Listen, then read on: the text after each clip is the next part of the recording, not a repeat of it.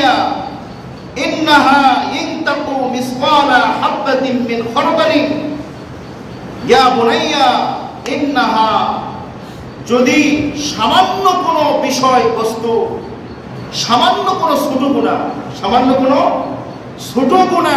সামান্য কোনো বিষয়, এটা যদি সরিষার দানা পরিমাণ হয়, কি পরিমাণ বলছি?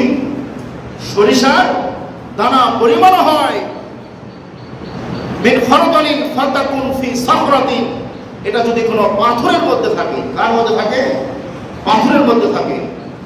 আও ফিস সামাওয়াতি, অথবা আসমানের উপরে থাকে। আও ফিল আরদি, যদি জমিনের মধ্যে থাকে। ইয়াতি বিহাল্লাহ, আল্লাহ পাক এটাকেও বের করে ফেলবেন।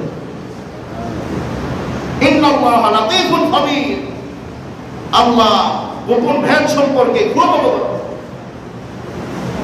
লোকমান হাকিম বলতেছে, ইয়া বুনাইয়া আকিমিস সালাত, হে সন্তান নামাজ কায়েম করো।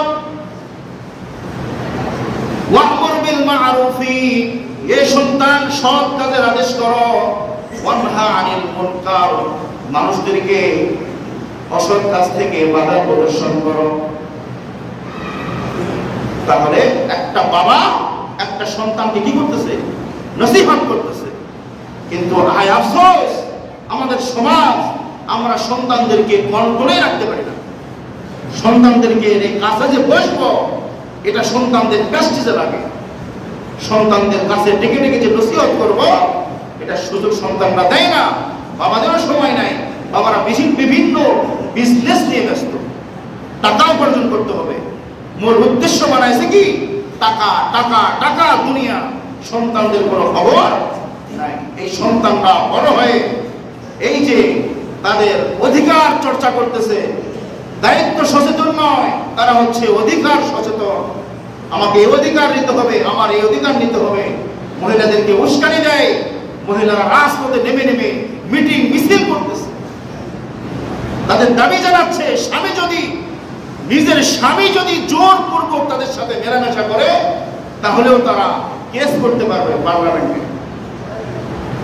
অথচ হাদিস শরীফের মধ্যে রাসূলুল্লাহ সাল্লাল্লাহু আলাইহি ওয়াসাল্লাম বলছে, কোন স্বামী যদি কোন স্ত্রীকে বিছানার থেকে ডাকে, আর এই স্ত্রী যদি বিছানায় স্বামীর কাছে আসতে যদি বাধা প্রদর্শন কোনো কিছু সৃষ্টি করে, অথবা স্বামীটাকে সাড়া না দেয়, সারা রাত্র ফেরেশতারা ওই মহিলার উপরে লানত বর্ষণ করে। পুরোপুরি কোরআনের বিরোধী, পুরোপুরি কোরআনের বিরোধী। কত সুন্দর ছিল হাজেরা, আম্মাজান হাজেরা সন্তানকে কত সুন্দর করে মানুষ করেছে। হাজেরা সন্তানের নাম হচ্ছে ইসমাঈল আলাইহিস সালাতু ওয়াস সালাম, বাবা হচ্ছে ইব্রাহিম আলাইহিস সালাতু ওয়াস সালাম। বনবাস দিয়ে এসেছেন মক্কা নগরীতে। 1 বছর পরে সন্তানকে দেখতে গেছেন। 1 বছরের সন্তান বাবাকে কোনোভাবেই চিনতে পারে না। কে বাবা কে শত্রু, এই সন্তানটা কিন্তু চেনার কোনো কি নাই, সুযোগ নাই। 1 বছরের সন্তান বাবাকে তেমন কি করতে পারে না, চিনতে পারে না।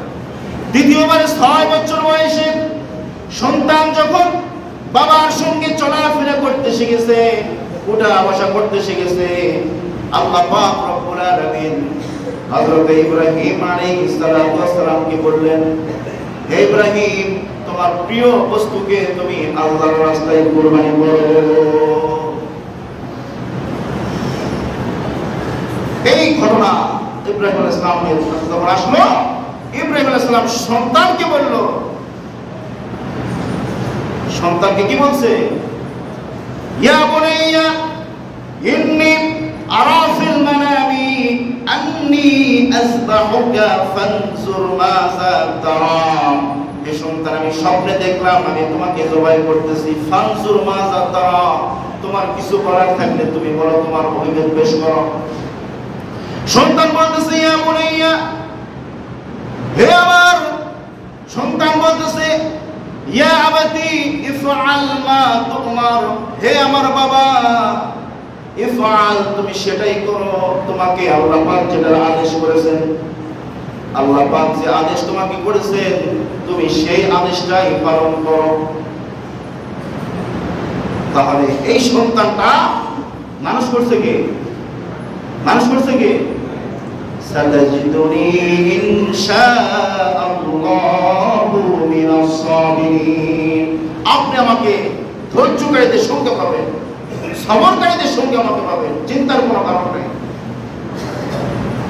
যদি আদর্শ সন্তান না হতো, এই সন্তানটি বাবাকে বলতো যে আপনি স্বপ্নে যেটা দেখেছেন সেটা বাস্তবায়ন করেন, আর বাবা তাকে কুরবানি করার জন্য নিয়ে যাচ্ছে। সন্তান বলতেছে বাবা আমাকে কাত করে শুয়ে দিয়ে আমার চোখের মধ্যে কাপড় দিয়ে দিও, তোমার চোখের মধ্যে তুমি কাপড় দিয়ে দিও, যাতে করে মায়া মমতার কারণে তুমি যেন আল্লাহর আদেশটাকে লঙ্ঘন করতে না পারো। এটা কি আদর্শ সন্তান না আদর্শ সন্তান? আদর্শ সন্তান। মা তাকে কি করেছে? লালন পালন করেছে, এমন ভাবে লালন পালন করেছে।